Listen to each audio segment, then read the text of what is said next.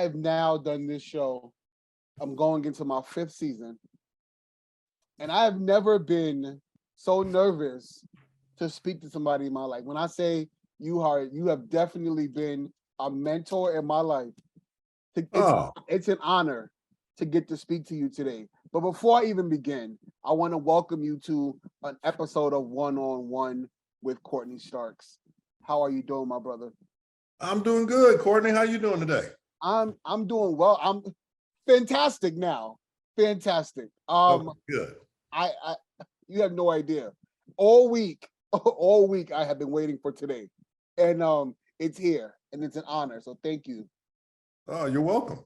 I want to just welcome everybody in. Yes, guys.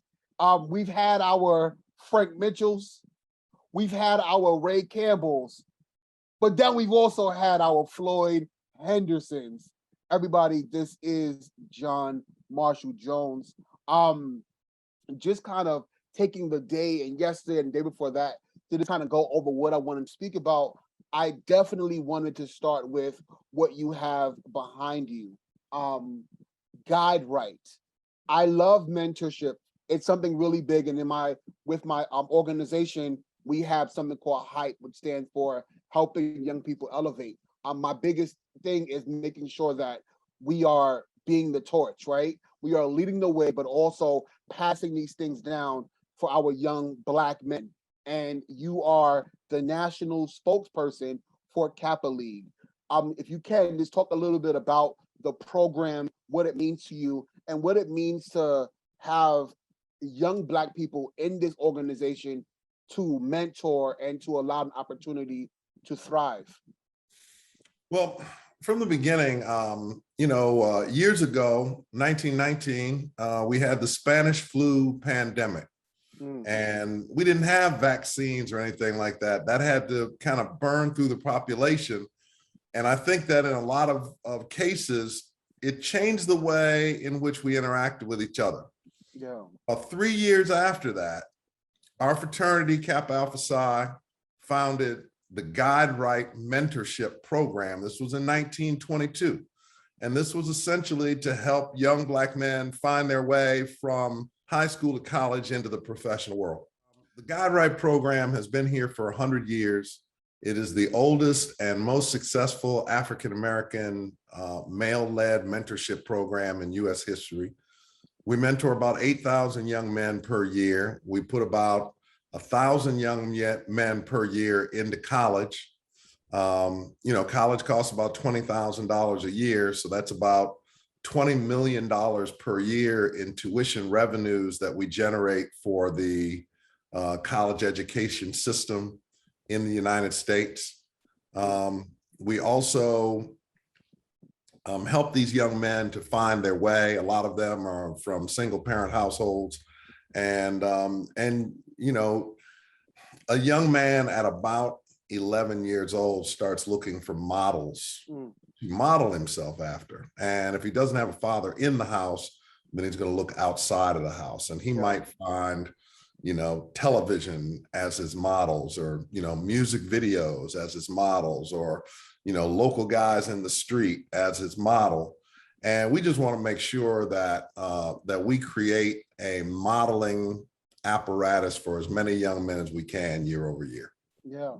And I noticed that even with the Kappa League program, you guys mainly direct your attention to those who are in high school, who for me, those are the primitive years, right? You feel like that's that road split, right? When you figure out where you're gonna go, left or right, because you figure by your sophomore, junior year, it's already done, and whatever mistakes that are made in that time is going to kind of make, you're gonna pay off growing up in life.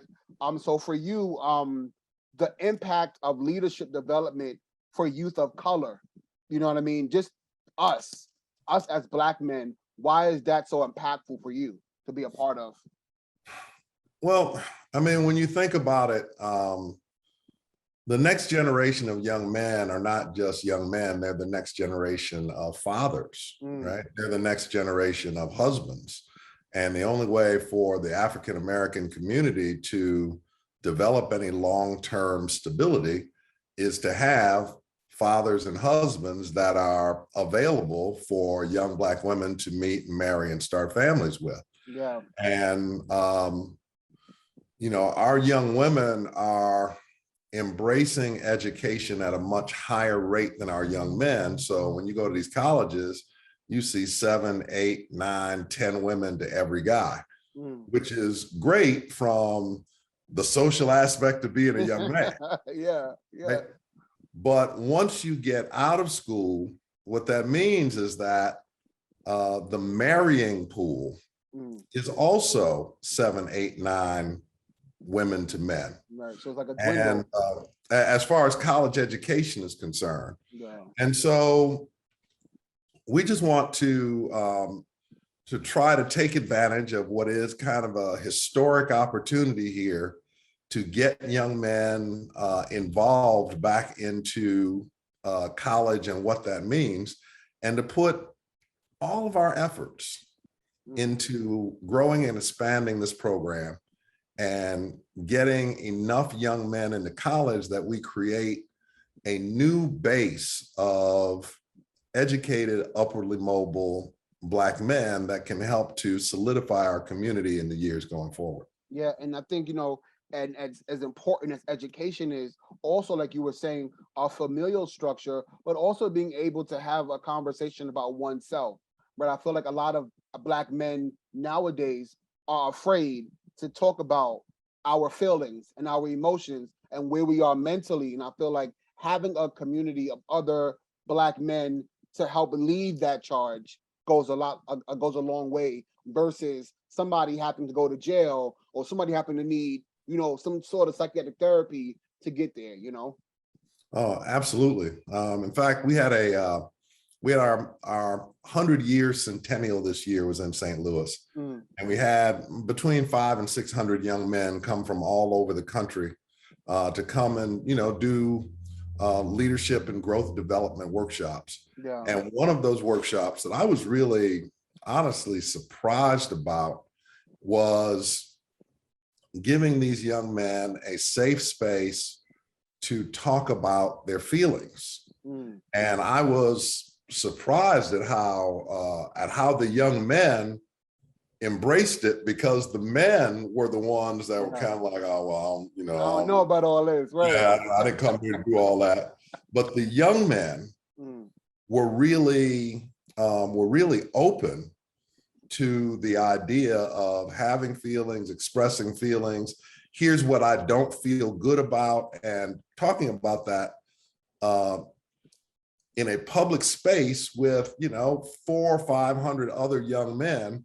And yet the space had been created to be a safe enough and intimate enough space where they could feel comfortable doing it. Yeah. And I agree with you. I think that is an incredibly important part of developing, you know, proper mental health for the men in our communities. You know, we have so much going on right now. You know, any police stop could be the end if you don't react properly. That's a lot of freaking pressure. And for somebody like me who's, you know, fully grown, it's not the same thing as somebody who's 16. Right. Yeah, who's still trying to kind of figure out how to deal with authority figures, and, you know, has all these influences telling him to, you know, puff his chest out and, you know, this is what shows that you're a man. Yeah.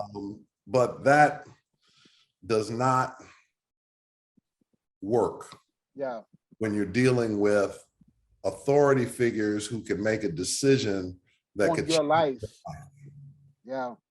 Within 60 seconds, your entire life can change. Yeah. So that's part of what we're teaching. Also, we have a program called Learn to Live that the young men, you know, at a certain point are feeling like, I already heard this, but it's like, if you think you already heard it, then you need to hear it again. Come on. It's only when you get to the point where you understand why you're hearing it again that the information has actually sunk in. Right.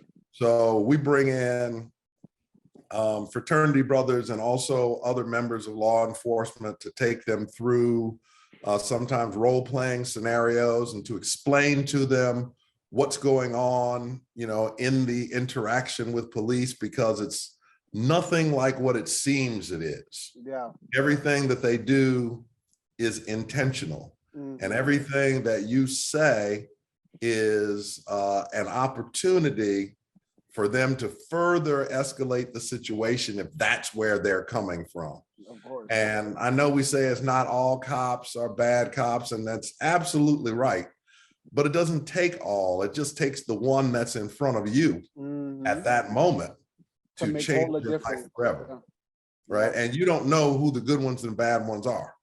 Yep. So you have to operate as if they're all that way. First obligation in any situation of an interaction with the police is to make it home alive to my family.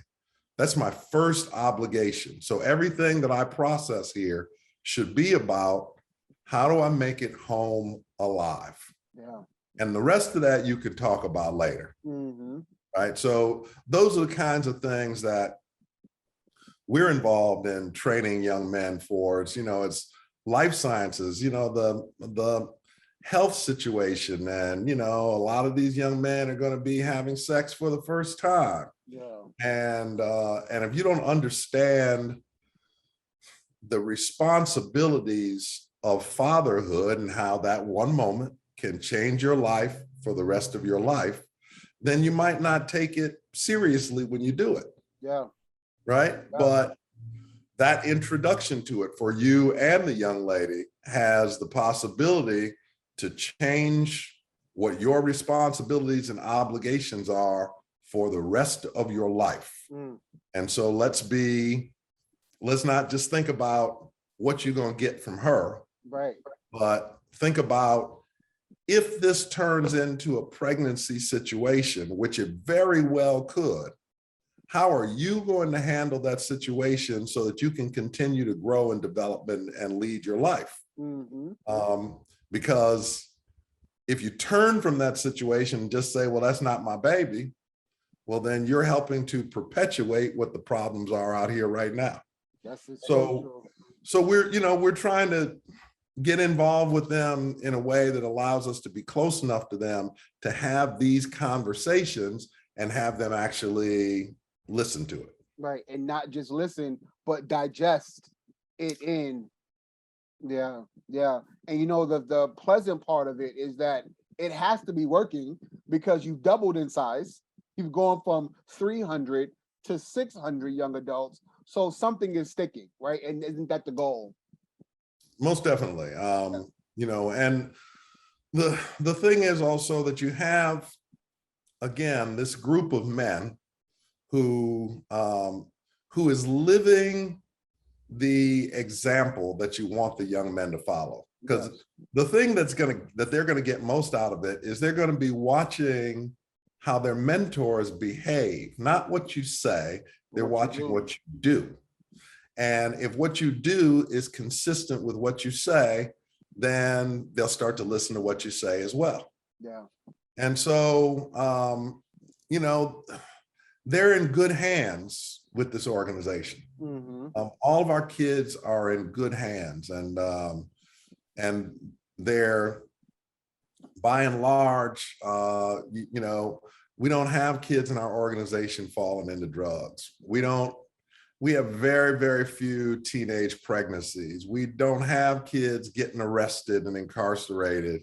We have, there's 96% or so of the kids that join our program graduate from high school.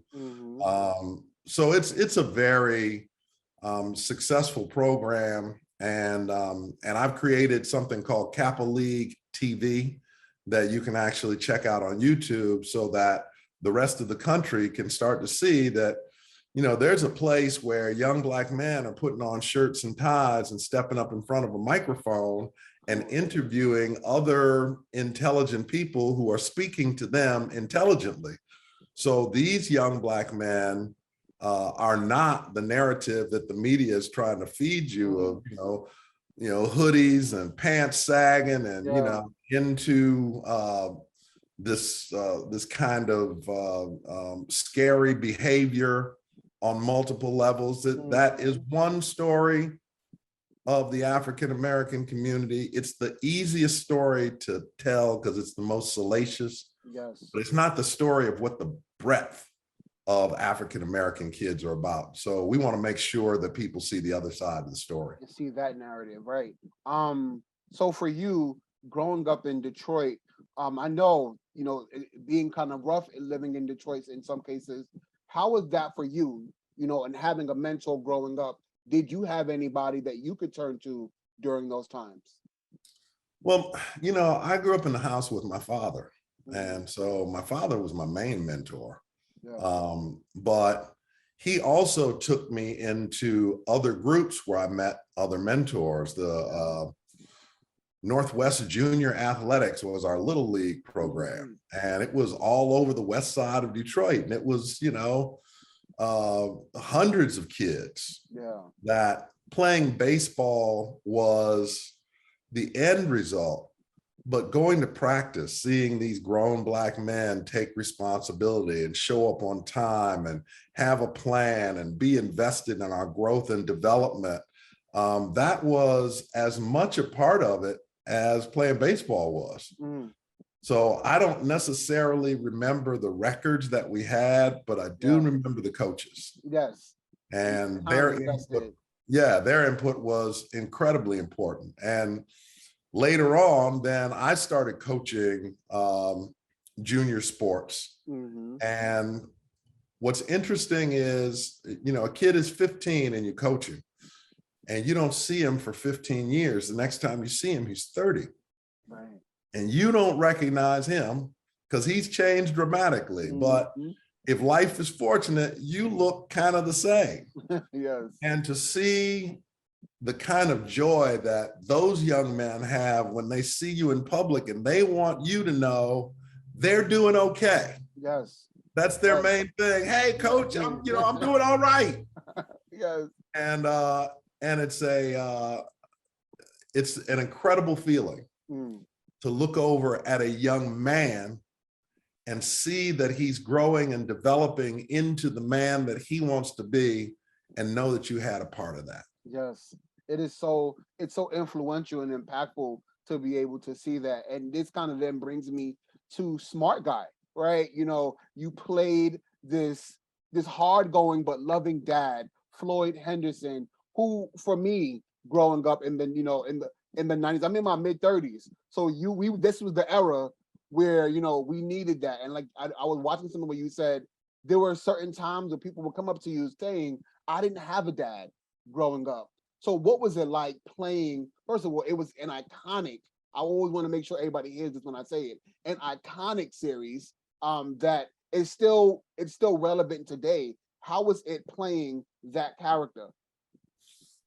Well, it was gratifying for me personally because my father was so into being a father. It was really important to him. His father left when he was 3 years old. He grew up without a father.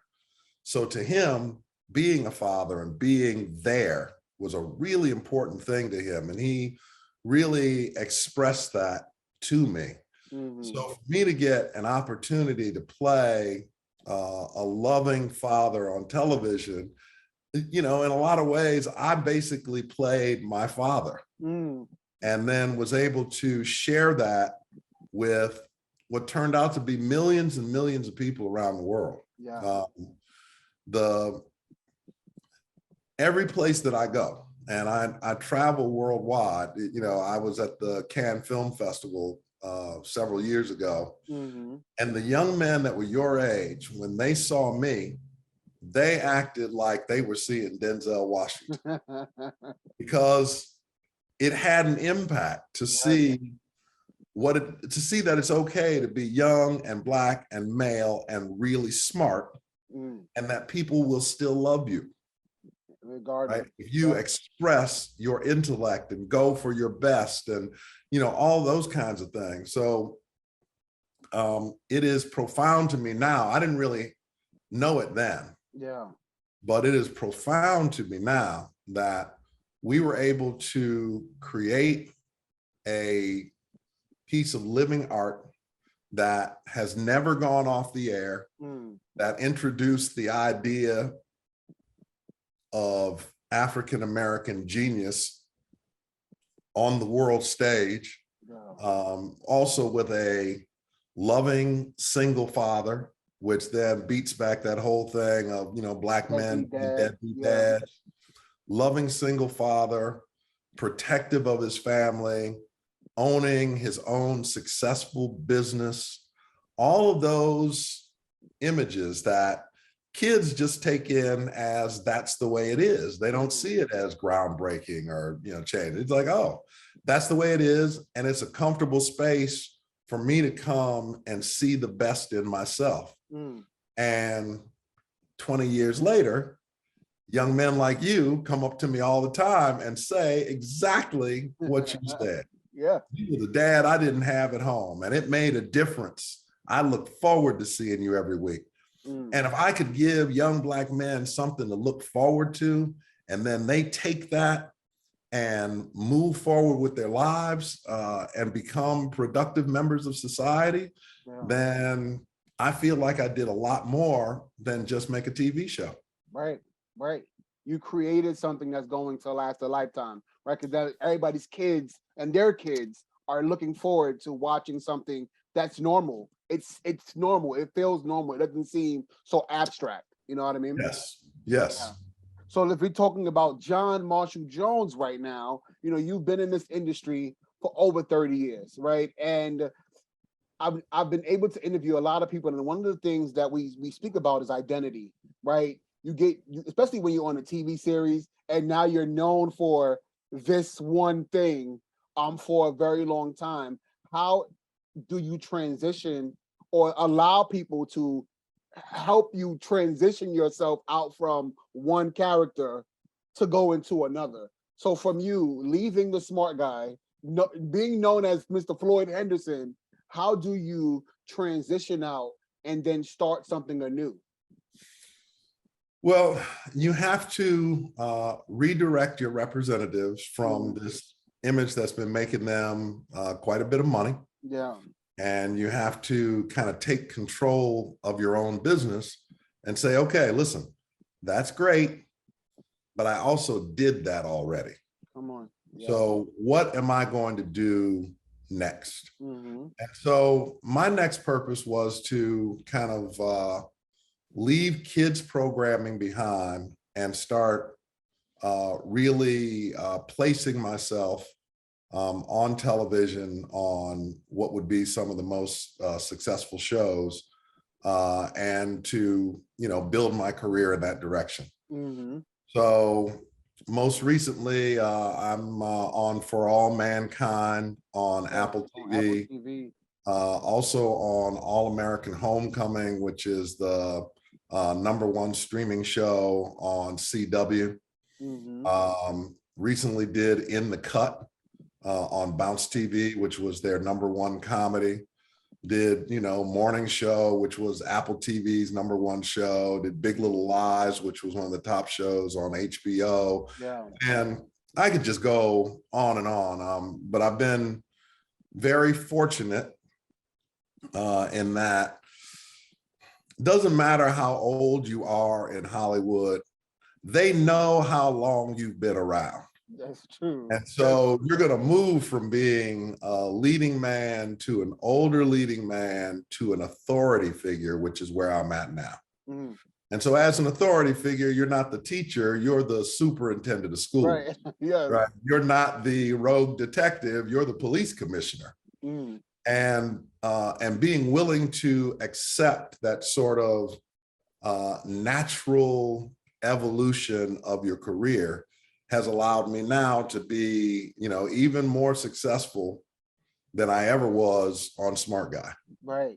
And but still have that generation of Smart Guy fans that are there and saying, hey, what you doing next for us? Right. So I'm still working on that, and let's see how that all kind of plays itself out. So when in this spectrum where did you get to a place where you were no longer what's the word? I should say, like, chasing the need to be the lead actor, and said, you know what, God, this is where I'm at. This is where you place me, and I'm okay with that right now. Well, just a few years ago, maybe 5-6 years ago, I was in my backyard and looking around and saying, wow, well, if this is as good as it gets, and maybe it is, how'd you do? And when I looked around, I was like, oh my God, I'm doing great. Right. And I'm about to miss it, thinking I should be doing better. Come on. So let me stop looking for stuff that is outside of my own environment. And let me start saying thank you for the blessings that God has placed in my environment right now. And if it's not in my environment, I don't need it. Yep.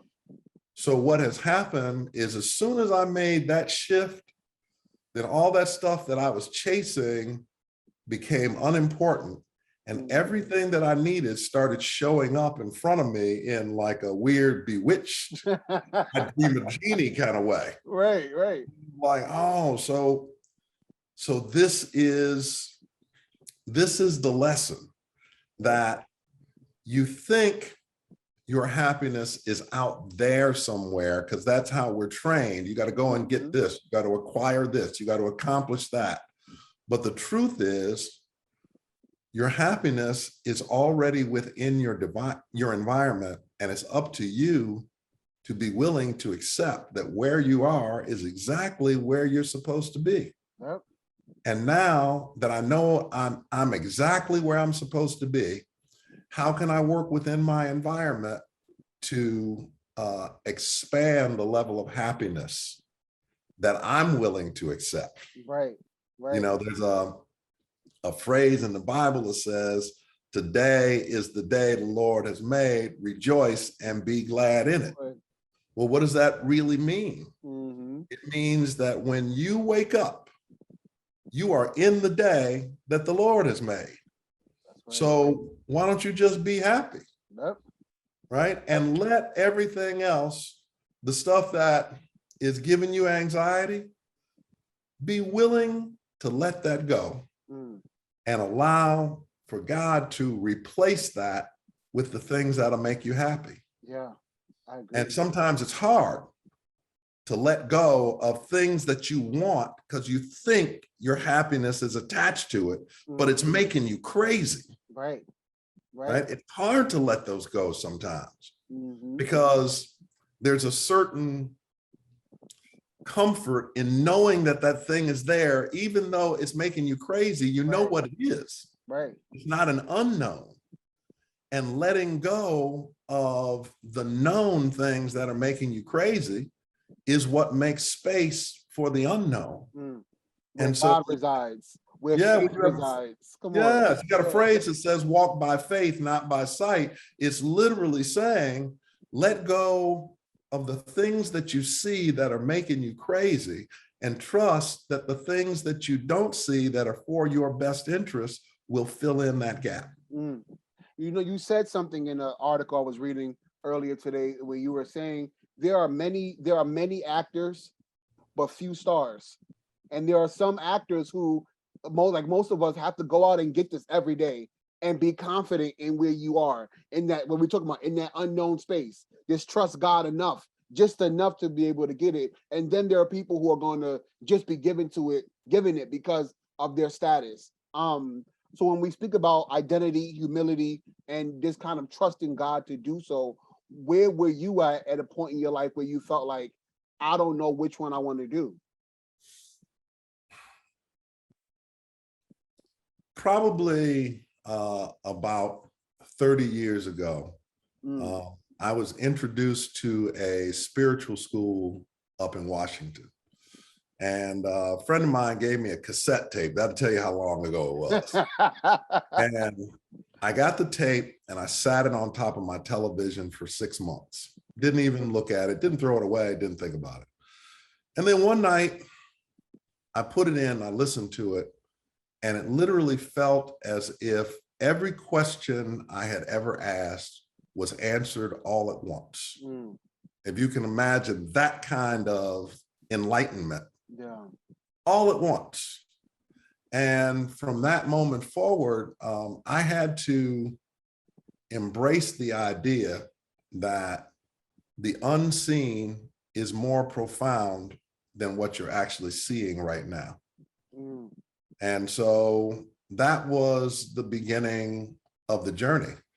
And during that journey, when you start kind of talking about the power of the unseen, that means that things are going to start separating from you that you thought you had attachments to, but they weren't really good for you.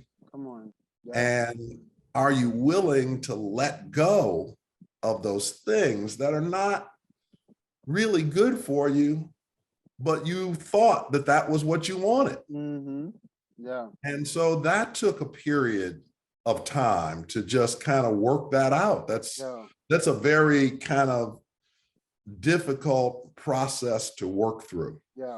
But as I said, that was probably, a 10, 15-year process of thinking that I wanted a certain thing from Hollywood and Hollywood wasn't giving it to me. And so I was going to go out and get it. But the more that I tried to chase it, the faster it ran. And I finally came to the moment of saying, well, maybe this is as good as it gets. And if so, how am I doing? Oh, I'm okay. I'm doing great. And I'm about to miss it. Thinking I should be doing better. And I think that's where those sayings, right? These things that I hate, chasing the bag and all of these things. And it's like, no, what God has placed for you is always going to be for you if you trust him enough, right? All of these, this need to chase a societal norm that doesn't exist, isn't going to get you anywhere, but like you said, to a crazy house or to a load of depression that you placed on yourself. Yes. So it's a very interesting kind of journey that we're on in life, because we hit these different places where we understand things in different ways. And the things that I understand now, you can't possibly understand because you haven't lived that long, but you will.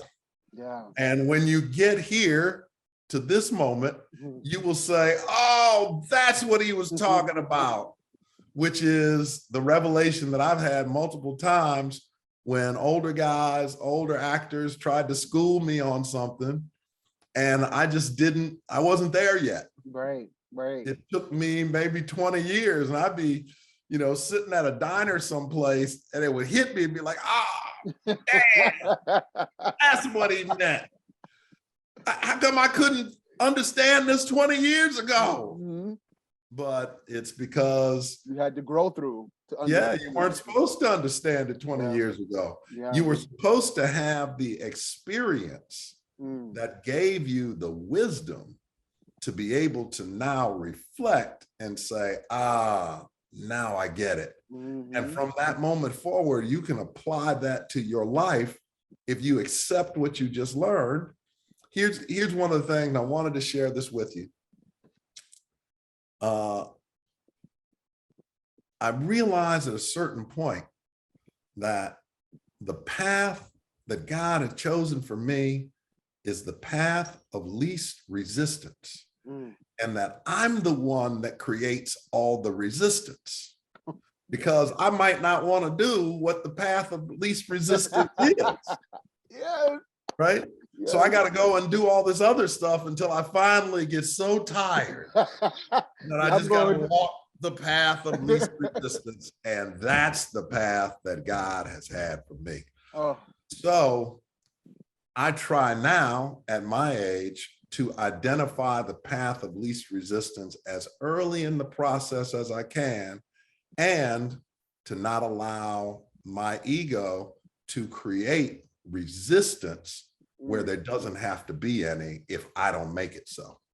That is so true. Right. So that's like in relationships, you with a woman, and y'all are going to disagree about some things. Yeah.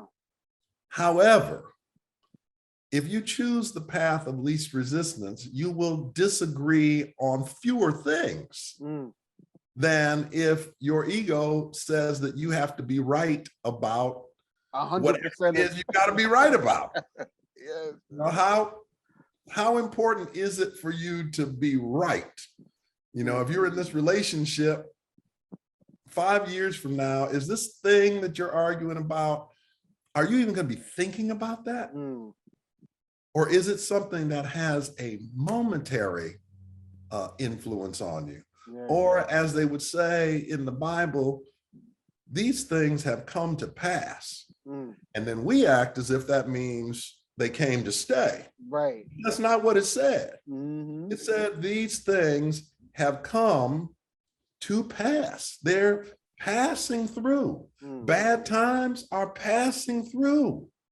Man. So allow them to pass without attaching yourself to the outcome you thought you needed, and find the path of least resistance, which obviously would be the path that God has created for you. God isn't creating all these stumbling blocks for you. You're creating stumbling blocks for you. He's creating a path of least resistance. Which one are you going to take? Yep. You mentioned something earlier, and something that you started, or I think it was in an interview where we speak about reboots. And now I've had conversations with some people, and I'm up in the air when it comes to reboots, because I feel like some things need to just be left where they are. They're iconic where they are. But then again, I do believe there are certain stories I want to hear about. I want to see be told. And you went on Instagram and you posted that the rumors about a Smart Guy reboot were true. Is that something that you would really want to be put back together? And if so, where would you guys pick up from? Well, the answer is yes. I would like to see it be put back together. And my thought about it would be that now TJ is a dad, right? And that you start to see how he tries to apply the lessons that he learned as a child to his own children, and how challenging that is, because his children will have grown up in an age where in some ways, even though he's a genius, they're still more advanced than him in some things. Right. And trying to negotiate that, as well as, where does a childhood genius land in the professional world, and what is he doing, and who is he in a relationship with? Right. Does he need a woman who's a genius from an intellectual standpoint, or since he never had a mother in a house, does he need a woman that's actually just a very loving person that can provide that other part of his development that he couldn't get growing up without a mom in his house? Right. So I'm kind of I've talked to Taj briefly about it, and I know that there is some interest there. And so what I'm kind of waiting on is, they're rebooting a lot of shows, but I don't see them rebooting the Black shows just yet. Yeah. Right. They're talking about it. They're having reunions, but they're not doing the reboots and putting the money on the table. Yeah. But I think, like in everything else, they will exhaust every mainstream sitcom that they can, and then they'll realize that the African-American market is an incredibly powerful market, not just for African-Americans to watch, but for all of the United States. We are the cultural ambassadors of everything American. Everybody wants to dress like us. They want to walk like us. They want to shake hands like us. They want to speak our language. They want to listen to our music. We are the cultural ambassadors. And at a certain point, that will come around and we'll start to see reboots of some of these kind of iconic African-American television shows. That is so needed in today's homes. But you mentioned something about advancement. And I wanted to ask you this, you know, for someone who's been a veteran in this industry, to see this new age of generation where people can now just make a TikTok and go viral and be an actor, right? Do you feel like it takes away from just the meat and potatoes of what it means to really get up and grind and go for what you want, versus now to turn on a camera and make a little something and now all of a sudden you're famous? So you not understanding the hard work and pain and suffering and no's and rejection just to get to that place. Well, I would say this, having been around some influencers, getting one viral video, anybody can do that. But creating a following where you are constantly putting out content is a lot of freaking work. Yeah. It is. And it took me a while, because at first I did feel like, oh, they could just get out here and get famous for anything. And, you know, there's no skill involved. But over time, as the editing software and the expectations have grown over time, it looks to me like Instagram and TikTok are actually creating the next generation of filmmakers. And I think it's going to be really interesting when the more powerful media companies start trying to develop longer form content, but they're doing it with TikTok and Instagram stars that have 2 million, 5 million, 10 million followers. Right. Because they are going to get those people, they are going to give them long form television opportunities. Yeah. And the best of those will figure out how to make that short form 30-second reels format translate to a longer form 30-minute television format. I'm actually kind of excited to see how that works out. Yeah. Yeah. Because I'm like you, in the beginning, I was a little upset, like, wait, we've had to stand in line for hours to get to be told, oh, we don't fill the role. You know what I mean?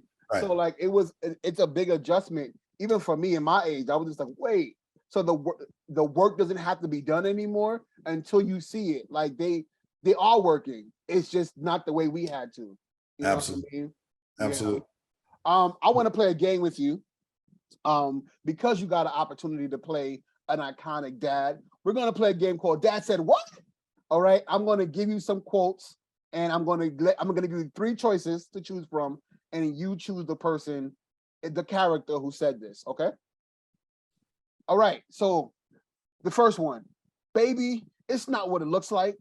I just ate too many biscuits. It was an over the cover biscuit nap. Who said this? Dre from Blackish, Cliff Huxtable from The Cosby Show, or Frank Mitchell from Moesha? Dre from Blackish. Yes. All right, the second one.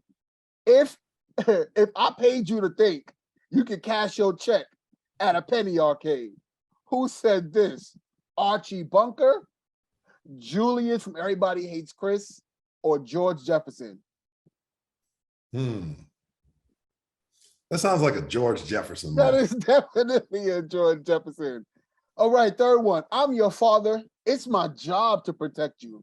It's a job I refuse to quit and at which I can't afford to fail.